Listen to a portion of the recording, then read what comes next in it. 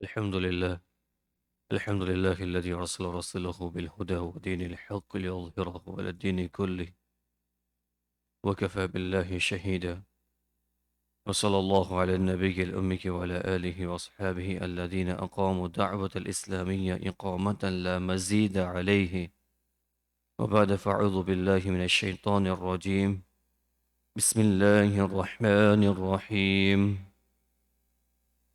ومن حيث خرجت فول وجهك شطر المسجد الحرام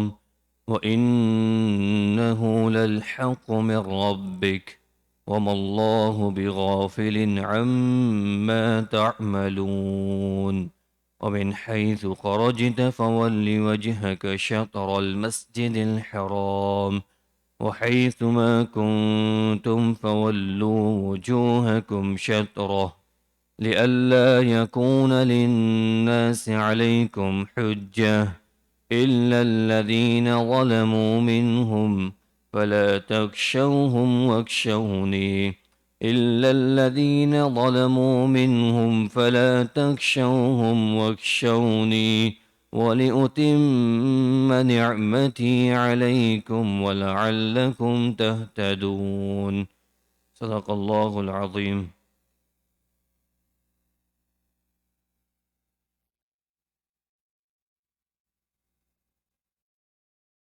اور جہاں سے بھی تم نکلو اپنا منہ مسجد حرام کی طرف کر لو، اور تم جہاں کہیں ہو اپنے چہرے اسی کی طرف رکھو تاکہ لوگوں کو تمہارے خلاف حجت بازی کا موقع نہ ملے۔ البتہ ان میں جو لوگ ظلم کے خوگر ہیں وہ کبھی خاموش نہ ہوں گے،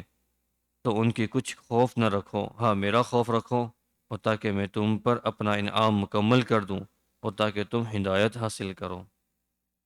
محترم بھائی و بزرگ، گزشتہ مجلس میں بات یہ چل رہی تھی کہ اللہ رب العزت نے گزشتہ آیات میں یہ ارشاد فرمایا تھا،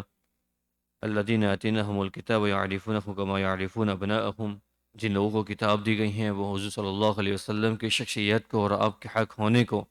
اور اسی طریقے سے کعبہ شریف کی طرف قبلے کا رخ کرنے کو ایسا حق جانتے ہیں جیسا اپنی اولاد کو حق جانتے ہیں۔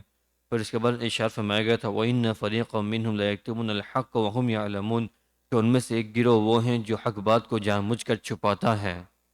جان بوجھ کر حق بات کو چھپاتا ہے۔ ان فریقا لا یکتمون الحق وهم يعلمون، وہ جانتے ہیں جان بوجھ کر حق بات کو چھپاتا ہے۔ الحق من ربک، حق تو بات وہی ہے جو تمہارے پروردگار کی طرف سے آئی ہے،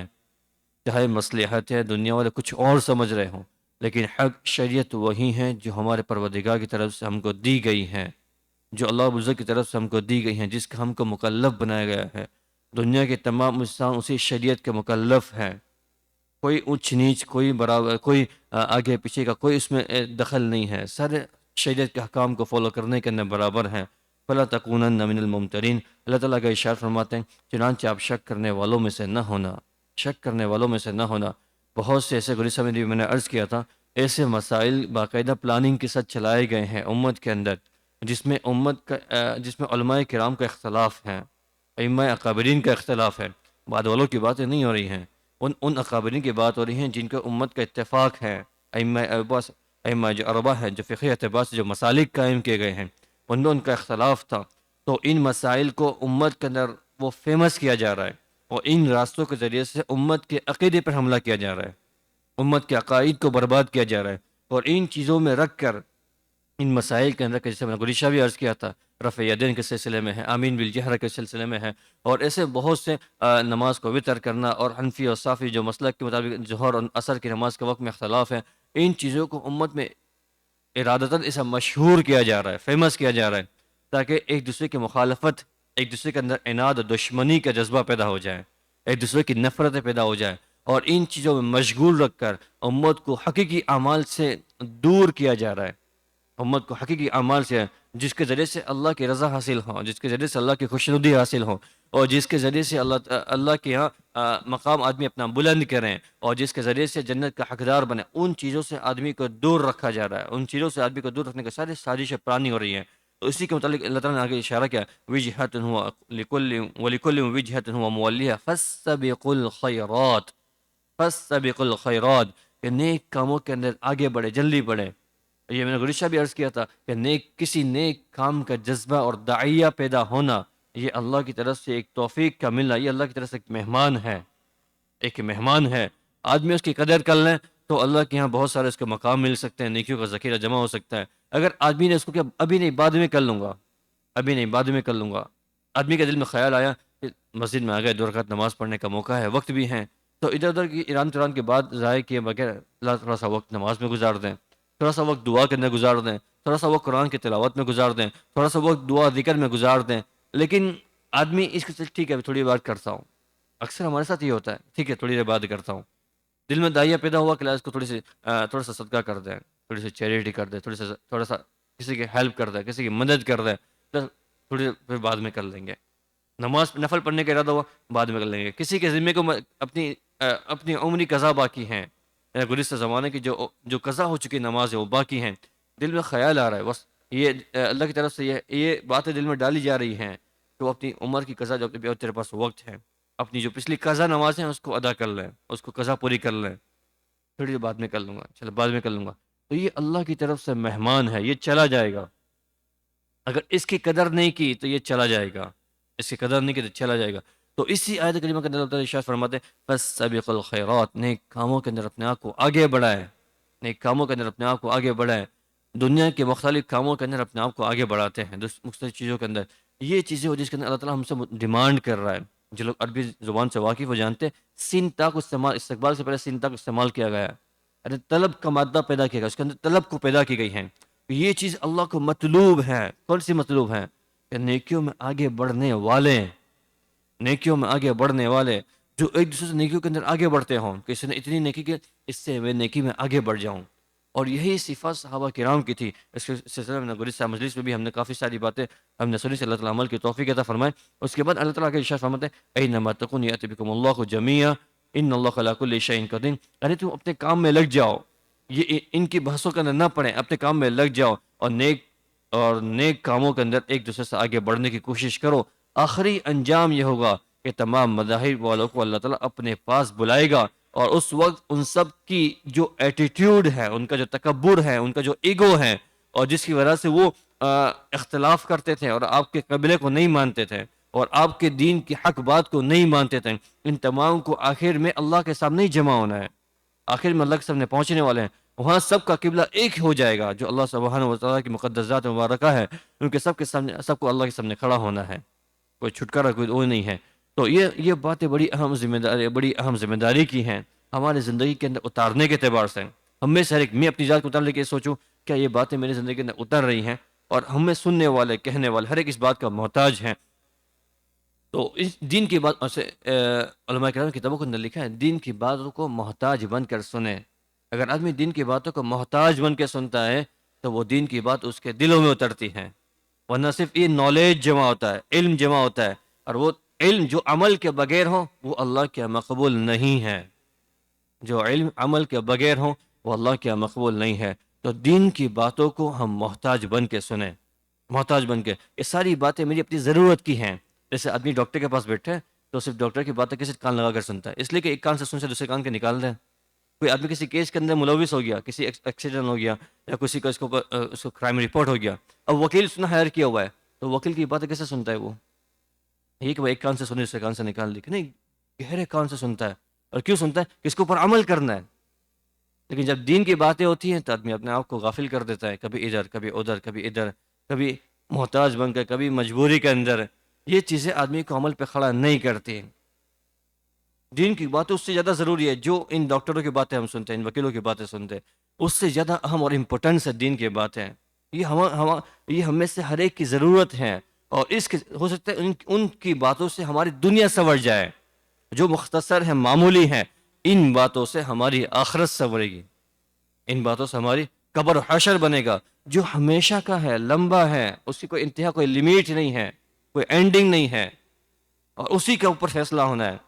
تو عقل مند آدمی وہ باتیں پسند کرتا ہے جو ہمیشگی والی ہوں، نہ کہ ٹیمپروری ہوں۔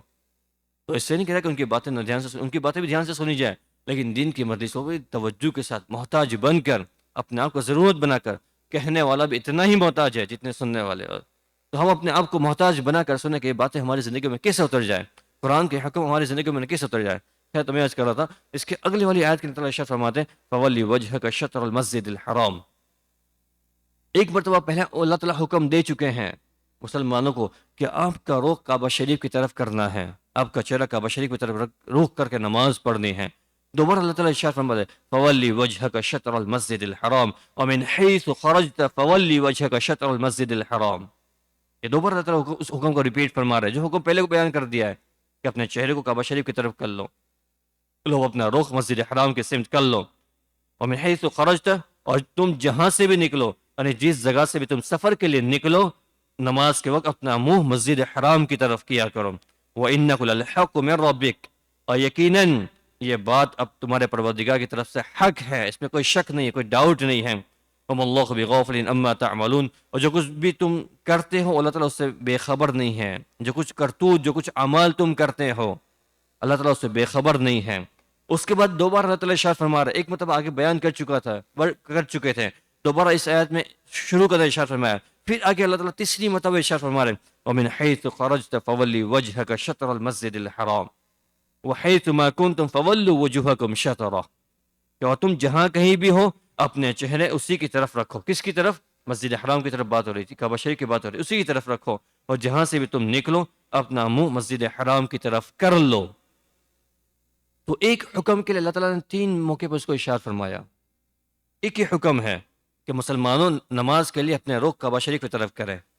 مسجد حرام کی طرف کریں. 3 مرتبہ اس کو تکرار کی گئی ہے، اس کو 3 مرتبہ بیان کیا گیا ہے. نعوذ باللہ قرآن شریف کے اندر کوئی ایک حرکت ایکسٹرا اور زائد نہیں ہے جو بغیر فائدے کا ہو. کوئی ایک حرکت کی بات کر رہا ہوں میں، کوئی ایک زبر اور ایک زیر اور ایک پیش ایسا نہیں ہے جو زائد ہو، جس کا کوئی معنی نہ ہو، اور اللہ نے ایکسٹرا بیان کیا. اللہ کے کلام کے ہر چھوٹے سے چھوٹے الفاظ کے اندر بہت سارے معنی ہوتے ہیں. علماء کرام ارشاد فرماتے ہیں یہ پہلا معنی جو بیان کیا گیا ہے، اس کو پہلے ایک معنی تو یہ ہے کہ چونکہ شور و شگف ہو رہا تھا، اللہ کی طرف سے ایک حکم آیا، حق بات کا حکم آیا، تو لوگوں کا شور و شگف ہوتا ہے. اب دیکھیں کہیں بھی ہمارا معمول کو بھی یہی بنا ہوا ہے، جب کوئی حق بات سامنے بیان کی جاتی ہے تو لوگوں کا شور و شگف ہوتا ہے. بعض لوگ اس کے موافق ہوں گے، بعض لوگ اس کے مخالف ہوں گے. جو لوگ موافق ہے وہ عمل کرنا شروع کر دیں گے، جو مخالف ہے وہ اس کو چکنا کر کے اس کے خلاف شاعری سے کرنا شروع کر دیں گے. تو یہ اللہ کی طرف سے حکم آیا تھا اپنا رخ کعبہ شریف کی طرف کرنے کو، کفار مشرکین کی طرف سے، اہل کتاب کی طرف سے، یہود و نصارہ کی طرف سے حضور کے اوپر طعنہ تشنی شروع ہو چکی تھی. حضور کے خلاف ان کا وربلی اٹیک کرنا وہ شروع ہو چکا تھا، اور ان کی باتوں سے مسلمانوں کے دلوں کے اندر کچھ ڈاؤٹس پیدا ہو رہے تھے، اور مسلمانوں کا دل بوجھل ہو رہا تھا. کہ ہم تو صحیح بات، حق بات کا کام کر رہے ہیں اور ان کی طرف سے یہ باتیں مل رہی ہیں. یا تو یہ کہہ سکتے ہیں کہ بعض علماء نے شک اور ڈاؤٹ پیدا ہو رہے تھے کہ پتہ نہیں یہ بات صحیح ہے یا یہ کہہ رہے وہ صحیح ہے. تو ایک تو یہ ایک عظیم عبادت کے سلسلے کے اندر ایک عبادت کرنے کا ایسا عظیم اختلاف تھا، عبادت کرنے کا ایسا عظیم انقلاب تھا جس کے اندر اطمینان قلوب ضروری تھا. اطمینان قلوب، نماز ایک بہت بڑی عجب میں شان عمل ہے، اور اس میں نماز جو ہے وہ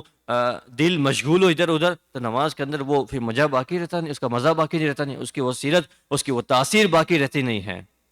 تو ضروری تھا کہ دل مطمئن ہو، نماز پڑھنے والوں کا دل مطمئن ہو. اور لوگوں کی طرف سے یہ باتیں سنی جاتی تھی کہ بھائی قبلہ تو یہ تھا، انہوں نے یہ کر دیا، اور جس طرح جو اٹیکس ہو رہے تھے ان باتوں کو سن رہے تھے. تو ضرورت تھی کہ مسلمانوں کے قلوب کو مطمئن کیا جائے، ان کو یہ بات سمجھے کہ نہیں تم سچ حق پر ہو. تو ایک بات اس تاکید کو، اس ایمفیسس کو پیدا کرنے کے لیے اللہ تعالیٰ نے اس کو مقرر لے کے آئے. ایک مرتبہ نہیں 3 مرتبہ یہ حکم دیا کہ نہیں تم غلط نہیں کر رہے، تم صحیح کر رہے ہو. حق من ربک، حق وہی بات ہے جو تمہارے پروردگار کی طرف سے آئی ہے. ایک معنی تو یہ ہے. دوسرا معنی اس کے متعلق علماء کرام نے، علماء تفسیر نے اس کو حضرت اقدس ثانوی نور اللہ مرقدہ نے اور علامہ قرطبی رحمۃ اللہ نے بھی اسی بات کو نقل فرمایا کہ اس کے ایک معنی تو یہ ہے کہ آدمی کی حالتیں 3 ہوا کرتی ہیں. ایک تو آدمی اپنے مقام پر ہوتا ہے، اپنے مقام پہ ہوتا ہے، اپنے گھر پہ ہوتا ہے، مقام پہ یعنی اپنی لوکیلٹی کے اندر ہوتا ہے. تو جب وہ مقام پہ ہو تب بھی اس کے لیے یہی حکم ہے کہ نماز کے وقت اپنا چہرہ کعبہ شریف کی طرف، مسجد حرام کی طرف کریں، اپنا رخ اس طرف کریں. دوسری بات، آدمی مقام پر نہیں ہے تو کہاں ہوگا؟ سفر میں ہوگا. اگر اپنے گھر پہ نہیں تو کہاں ہوگا؟ سفر میں ہوگا. اور سفر کی 2 حالتیں ہیں، کبھی سفر لمبے ہوا کرتے، کبھی سفر چھوٹے ہوا کرتے، کبھی سفر 1 دن کا ہوتا ہے، کبھی سفر 15-20 دن کا ہو جاتا ہے. تو اب دوسری حالت یہ کہ آدمی سفر گھر پہ نہیں ہے، سفر میں ہے، لیکن چھوٹا سفر ہے، مختصر سفر ہے، تو اس کے لیے اس وقت اس کے لیے دوسری آیت اللہ تعالیٰ نے دوبارہ حکم دیا کہ اب جب آپ اگر اسی اب دیکھیں وہ من حیث خرجت، یہ اس بات کو واضح کر رہا ہے کہ آپ جب سفر میں من حیث خرجت آپ جب نکلیں، اپنے گھروں سے نکلے، سفر میں نکلیں، تو اس وقت بھی اپنا چہرہ نماز کے وقت یہ نہیں کہ کہیں پہ کر لیا، جیسے نماز کے سفر کے حالت کے اندر اللہ تعالیٰ نے کنسیشن دیا ہے کہ آدمی 4 کو دو کر لیں، کثر کے نماز کر لیں، لیکن روخ کرنے کے سلسلے کے اندر اللہ تعالیٰ نے وہی حکم رکھا ہے کہ روخ تک آپ کو کعبہ شریف کا ہی کرنا پڑے گا، مسجد حرام کا کرنا پڑے گا، چاہے آپ سفر میں ہیں۔ اور تیسری مرتبہ اللہ تعالیٰ نے اعادہ فرمایا کہ اگرچہ آپ کا سفر بڑا ہے، لمبا چوڑا ہے، اب 6 مہینے کے لیے کسی جگہ گئے ہوئے یا 15 دن کے لیے گئے ہوئے ہوں یا 1 مہینے کے لیے گئے ہوئے ہیں، لیکن حکم یہی ہے۔ تو اب اس آیت کو سمجھے، پہلی مرتبہ جو حکم آیا تھا وہ حکم اس لیے آیا تھا کہ وہ لوکیلٹی کے لیے آیا تھا کہ اگر تم گھر پہ ہو تو گھروں کے اوپر جو نمازیں ادا کی جائے گی وہ مسجد حرم کے روک کر کے ادا کی جائے گی۔ دوسری مرتبہ جو اللہ تعالیٰ نے یہ حکم دیا وہ اس لیے دیا کہ اگر جب ہم سفر میں نکلیں تب بھی ہم اپنی نمازوں کا رخ، ہمارا چہرہ کعبہ شریف کی طرف کریں گے۔ تیسرا حکم دیا وہ اس لیے کہ ہم اگر ہمارا سفر لمبا چوڑا ہے، ہم بہت زمانے تک سفر گھر پر لوٹ کر واپس نہیں آنے والے ہیں، تب بھی ہمارے حکم یہی ہے کہ ہم اپنے چہرے کو کعبہ شریف کی طرف کریں نمازوں کے اندر۔ بات واضح ہو گئی؟ یہ 3 معنی اس آیت کریمہ کے بیان فرمائے ہیں کہ آدمی کی 3 حیاتیں ہوا کرتی ہیں وہ اس کے لیے، اور ایک علماء کرام اس کو بھی نقل فرماتے ہیں کہ اس کی مصلحت بیان کرنا مقصود تھی کہ اللہ تعالیٰ نے یہ رخ کیوں چینج کیا ہوا ہے اور اس کو مقرر کیوں بیان کر رہا ہے۔ اس کے بعد والی آیت کے اندر اس کی مصلحت، اس کا ریزن، اس کی وجہ اللہ تعالیٰ بیان فرما رہے ہیں کہ بہت ساری وجوہات کے اندر ایک وجہ یہ بھی ہے، وہ اس کے بعد والی آیت کے اندر اللہ تعالیٰ ارشاد فرما رہے ہیں۔ اور اس کے ساتھ ساتھ علامہ ابن میرے ذہن سے نام نکل گیا، ایک تفسیر رازی کے فخر الدین، علامہ فخر الدین رازی رحمۃ اللہ علیہ نے اس کی بھی 3 توضیح بیان فرمائی ہے اس آیت کریمہ کے اندر۔ وہ یہی ہے کہ ایک آدمی ہے تو آدمی کی 3 سچویشن ہوتی ہے، ایک تو یہ کہ وہ مسجد حرام کے اندر ہوگا، اس کو شاید میں غریب صاحب بھی عرض کر چکا ہوں۔ ایک تو آدمی مسجد حرام کے اندر ہوگا، مسجد حرام سمجھتے ہیں نا، جو کعبہ شریف کے ارد گرد ہیں جو مسجد ہے، مسجد حرام کے اندر ہوگا۔ دوسری حالت مسجد حرام میں نہیں ہے لیکن مکہ مکرمہ میں ہے۔ تیسری حالت مکہ مکرمہ میں نہیں ہے، مکہ سے بھی باہر دنیا کے دوسرے کناروں کے دنیا کے دوسری جگہوں پر ہیں۔ تو یہ 3 آیتیں، پہلی آیت پہلی جگہ کے لیے ہے، جو پہلے اللہ تعالیٰ نے جب حکم فرمایا تھا کہ اپنا چہرہ نماز کے لیے مسجد حرام کی طرف کریں، تو اس آدمی کے لیے جو مسجد حرام کے اندر ہو تو وہ کعبہ شریف کی طرف اپنا رخ کریں۔ اب دوسری مطلب اللہ تعالیٰ جب ارشاد فرما رہے ومن حیث خرج فولی وجهک شطر المسجد الحرام ومن حیث خرجت فولی وجهک، اپنا چہرہ اس کی طرف کر لیں، تو اس آدمی کے لیے جو مسجد حرام میں نہیں ہے، مسجد حرام سے باہر مکہ مکرمہ میں ہے۔ اور پھر اللہ تعالیٰ تیسری مطلب ارشاد فرما رہے ہیں ومن حیث خرجت فولی وجهک شطر المسجد الحرام وحیث ما کنتم فولوا حیث ما کنتم، تم جہاں کہیں بھی ہو، سفر کرتے کرتے کتنے دور نکل گئے، کئی لمبے دور چڑھے چلے گئے، جہاں کہیں بھی ہو اپنا چہرہ نماز پڑھتے ہوئے کعبہ شریف کی طرف کر لو۔ تو یہ علامہ فخر الدین رازی رحمۃ اللہ نے اسی بات کو نقل فرمایا، اور تو اس سے بھی یہ باتیں صاف ہو جاتی ہیں کہ یہ اللہ کی طرح کی جو تکرار کرنا، ایک حکم کو بار بار بیان کرنا، یہ کوئی فائدے سے خالی نہیں ہے، بلکہ اس کے اندر بہت سے معنی اس کے اندر شامل کیے ہوتے ہیں۔ اس کے علاوہ اگر ہم ہماری توجہ ہو اسی آیت کریمہ کے اللہ تعالیٰ نے جب ارشاد فرمایا، حکم دیا، شطرہ کا لفظ ارشاد فرمایا، شطرہ کو معنی میں نے گریسا بھی عرض کیا تھا، سمت کا ہوتا ہے، ڈائریکشن کا ہوتا ہے، اس کی ڈائریکشن کے اندر یا اس کی سمت کے اندر۔ تو اللہ تعالیٰ ارشاد فرمایا اس سمت میں، یعنی عین کعبہ شریف کے لیے، ہر ایک کے لیے عین کعبہ شریف کو، کعبہ شریف کی عمارت کی طرف رخ کرنا یہ کمپلسری قرار نہیں دیا گیا۔ ہاں، ان لوگوں کے لیے جو مسجد حرام میں ہے وہ ضروری ہیں، فقہاء نے مسئلہ بیان کیا ہوا ہے، لیکن جو مسجد حرام سے باہر ہیں، اور یا ہم جیسے ہمارا ہے، ہم مکہ مکرمہ سے بہت دور ہیں، تو ہمارا صرف کعبہ شریف کے ڈائریکشن کے اندر بھی ہمارا رخ ہوگا تو ہماری نماز جائز ہو جائے گی۔ اب یہ ضروری نہیں ہے کہ اگر ہم لوگ نماز کے لیے کھڑے ہوئے ہیں، کوئی آدمی لکیر کھینچے ہمارے سامنے سے تو وہ لکیر جا کے کعبہ شریف کی عمارت کو ٹچ کریں، یہ ضروری نہیں ہے، یا مسجد حرام کی عمارت کو ٹچ کرے، یہ بھی ضروری نہیں ہے۔ ہاں، سمت کعبہ ہونا چاہیے، سمت کعبہ ہونا چاہیے، اس ڈائریکشن میں کعبہ شریف ہے، اس ڈائریکشن میں، جیسے ہمارے نارتھ ایسٹ ہے اس ڈائریکشن میں کعبہ شریف ہے۔ اگر نارتھ ایسٹ میں آدمی ہم لوگ کھڑے ہیں تو ہم تو پتہ نہیں مکہ مکرمہ سے کہیں باہر نکل جائیں گے اگر کوئی لکیر کھینچ کر نکالے، تو جب ہمارا فیس کی طرف ہوتا ہے تو ہمارے صرف سمت ڈائریکشن اور کعبہ کو، جو آدمی دور ہوتا ہے اس کے لیے صرف شطرہ کے لفظ کی وجہ سے مسئلہ بیان کیا گیا ہے، اس کے لیے صرف سمت کعبہ کو، ڈائریکشن کعبہ کو فالو کرنا ضروری ہے، کمپلسری ہے، اس کے لیے عین کعبہ شریف کی عمارت کو فالو کرنا ضروری نہیں ہے۔ اسی آیت کریمہ سے اور اگلے اللہ تعالیٰ ارشاد فرماتے لِأَلَّا يَكُونَ لِلنَّاسِ عَلَيْكُمْ حُجَّةٌ، لِأَلَّا يَكُونَ لِلنَّاسِ عَلَيْكُمْ حُجَّةٌ، یہ ہم آپ کو بار بار کیوں حکم بیان فرما رہے ہیں؟ تاکہ لوگوں کو تمہارے خلاف حجت بازی کا موقع نہ ملے، لئلا یکون للناس علیکم حجہ، تاکہ لوگوں کو تمہارے خلاف حجت بازی کا موقع نہ ملے۔ اس آیت کریمہ کے اندر علماء کرام کے مختلف رائے ہیں۔ ایک تو یہ کہ علامہ ابن کثیر علیہ رحمہ نے ارشاد فرمایا کہ اہل کتاب جو تھے وہ حضور سے یہ کہا کرتے تھے کہ اگر یہ سچے نبی ہیں تو انہوں نے بیت المقدس کو کیوں چھوڑ دیا؟ پہلے تو یہ کہتے تھے کہ یہ ہمارا دین سچا ہے، تبھی تو یہ لوگ مسلمان بھی بیت المقدس کی طرف رخ کر کے نماز پڑھتے ہیں، ان کو ہمارے قبلے کی طرف آنا پڑا کہ مسلمان شروع زمانے میں بیت المقدس کی طرف رخ کرتے تھے، تو ہمارا دین سچا ہے تبھی تو یہ ہمارے قبلے کو اپنا قبلہ مانتے ہیں۔ پھر جب اللہ تعالیٰ نے قبلہ چینج کر دیا تب وہ کہنے لگے کہ یہ اگر سچے نبی ہوتے ہیں تو سابقہ نبی جو پہلے آلریڈی نبی جو آ چکے ہیں ان نبیوں کی مخالفت نہ کرتے، ان کے اگینسٹ اپنا نیا قبلہ نہ بناتے۔ کعبہ شریف مسلمانوں کے لیے ایک نیا قبلہ تھا، تو ان کے لیے کوئی نیا قبلہ نہ بناتے بلکہ اس کی موافقت کے اندر قبلہ بناتے۔ معلوم ہوا کہ نعوذ باللہ کہ حضور صلی اللہ علیہ وسلم سچے نبی نہیں ہے، سچے نبی نہیں ہے۔ یہ ان کی طرف سے یہ بات، اچھا کفار مشرکین جو تھے ایک طرف وہ یہ باتیں بیان کرتے تھے، وہ اس طرح کی باتیں واٹس ایپ جیسے زمانے میں نہیں تھے لیکن وہ فیمس کرتے تھے ذریعے کہ مسلمان سچے مذہب پر ہوتے ہیں تو پھر وہ اپنے باپ دادا عزت ابراہیم اسلام کے قبلے کو کیوں چھوڑتے ہیں، تو کیوں بیت المقدس کی طرف رخ کر کے نمازیں پڑھتے ہیں؟ تو اس طرح کی حجت بازیاں مسلمانوں کے خلاف کی جاتی تھی،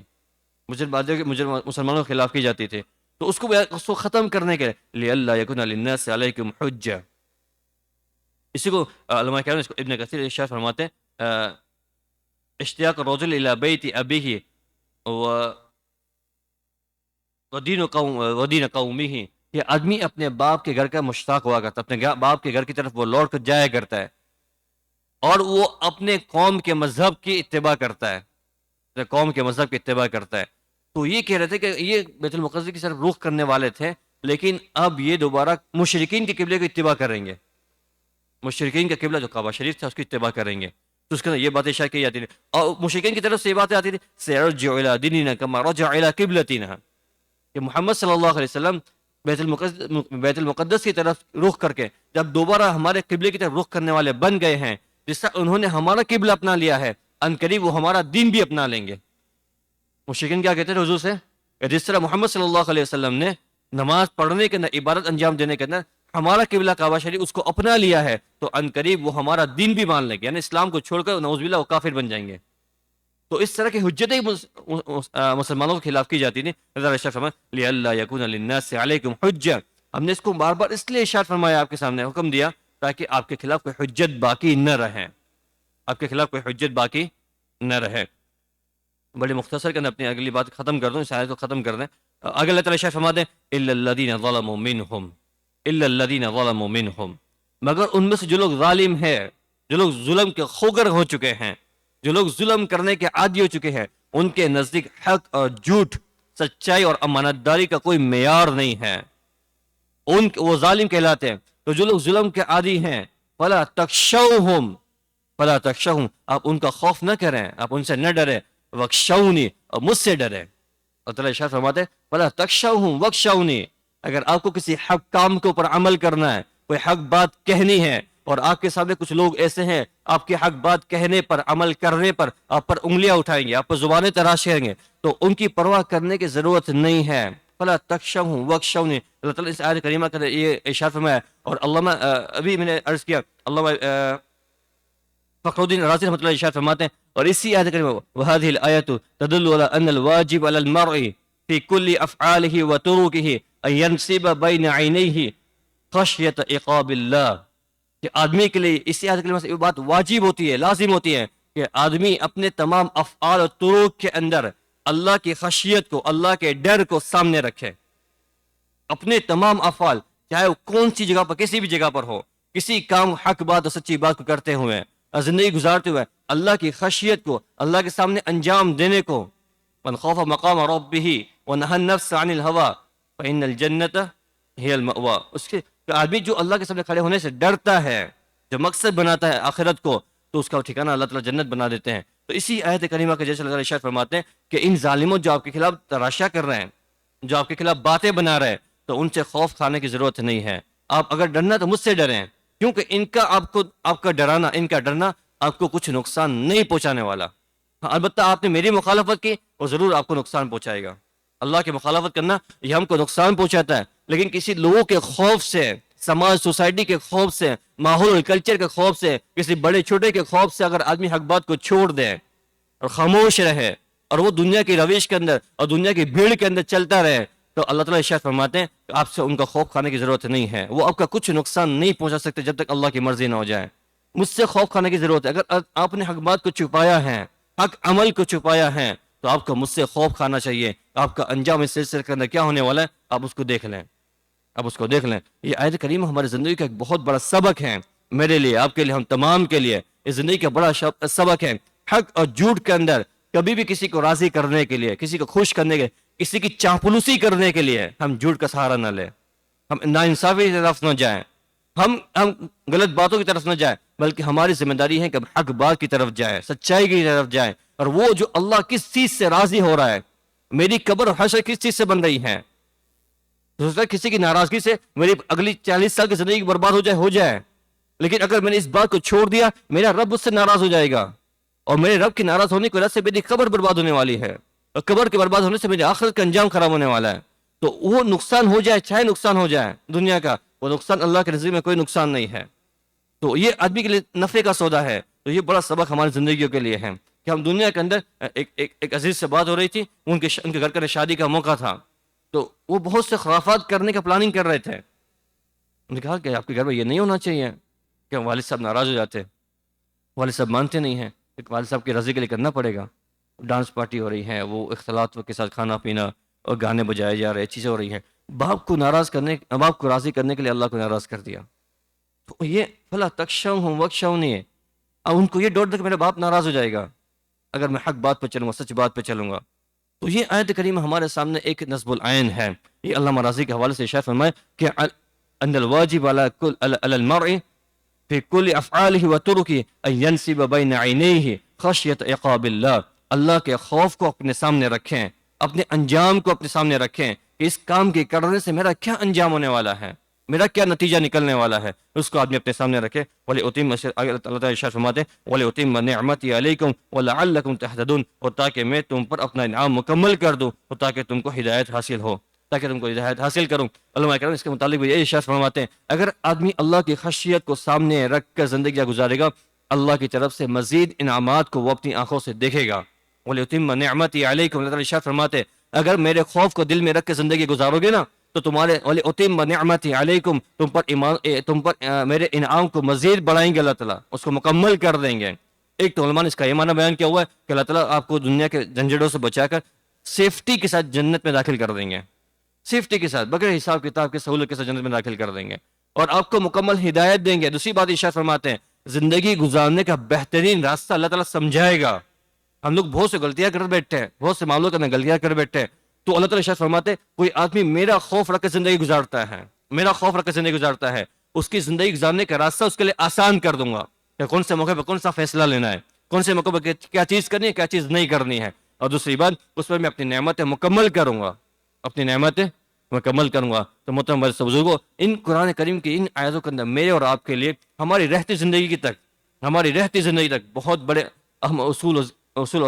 و ضابطے بیان کیے گئے ہیں۔ میں بھی اس کا محتاج ہوں اور آپ بھی اس بات کے محتاج ہیں۔ اللہ تعالیٰ سے دعا کریں اللہ تعالیٰ کہنے سننے سے عمل کی توفیق عطا فرمائے، اور اس کا خوف اور اس کا ڈر نصیب فرمائے، اور اس کی رضا کے مطابق زندگی گزارنے کی توفیق عطا فرمائے۔ اس کی زندگی جب تک ہمارے مقدر ہے اللہ سے دعائیں کرتے رہے اللہ تعالیٰ جب تک زندگی مقدر ہے تیری رضا والی زندگی دے، تیری اطاعت والی، تیری فرمانبرداری والی، اور تیری رضا والی کہ تو راضی ہو رہا ہو، اور جب موت کا وقت قریب آئے تو تیری رضا والی موت ہو۔ اس وقت تک موت نہ آئے جب تک اللہ راضی نہ ہو جائے۔ یہ اللہ سے دعائیں کریں اللہ اس وقت تک موت نہ دینا جب تک تو راضی نہ ہو جائے، کیونکہ اس کے بعد بڑے سنگین مسائل ہیں، بڑے آپ علماء کے نام سے معلوم کریں کیا مسائل اس کے بعد آنے والے ہیں۔ وہ اگر آپ نے دیکھا کوئی آدمی، ایک چھوٹی سی مثال دے دوں، ایک آدمی جو ہے وہ بڑا سنگین قسم کا، وہ بڑا ڈینجر قسم کا کرمنل ہے، اس نے کرائم کیا ہوا ہے، وہ جیل سے بھاگا ہوا ہے، اب اس کو پولیس نے کسی جگہ پکڑ لیا تو اس کو عزت احترام سے لے جاتے ہیں۔ خیر ان ملکوں کے اندر تو وہ ہیومن رائٹس کے نام پر عزت احترام سے لے جائے، لیکن ہمارے ملکوں کے اندر ہم نے اگر دیکھا ہو اس کو دبوچ کر، اس کو پکڑ کر گھسیٹتے ہوئے، اس کو ذلیل کرتے ہوئے لے جاتے ہیں۔ جب کسی آدمی کی موت کا وقت ہوتا ہے، موت کا وقت، اور وہ آدمی اللہ کی خشیت سے دور تھا اور اپنے منصب اور اپنے مقام اور اپنے ایگو کو اور اپنے حب جاہ حب نفس کے ناپاک جذبوں کو مقدم رکھا تھا، تو پھر اس کی موت اللہ تعالیٰ ایسی لاتے ہیں جیسے اس کو فرشتے گھسیٹتے ہوئے لے کے جاتے ہیں، پھنسی گھسیٹتے ہوئے لے کے جاتے ہیں۔ اللہ تعالیٰ میرے اور آپ کے اس سے حفاظت فرمائے۔ واخر دعوانا الحمد للہ رب العالمین، سبحان ربک رب العزۃ عما یصفون وسلام علی المرسلین والحمد للہ رب العالمین، آمین برحمتک یا ارحم الراحمین۔